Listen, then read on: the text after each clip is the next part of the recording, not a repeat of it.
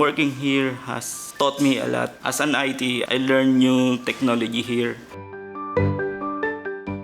I set up computer, IP phones, smart TV, Wi-Fi, and also the monitoring ng mga server, internet connection, and sa Wi-Fi.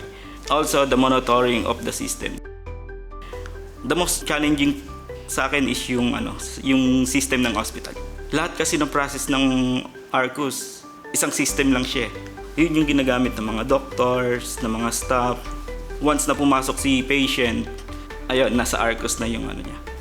Yung details niya, simula nung pagpasok niya dito, yung pa-check up yung procedure niya. Kahit magpa-check up ka po, sir, sa ibang healthway, nandun pa rin yung previous nandito sa cancer care.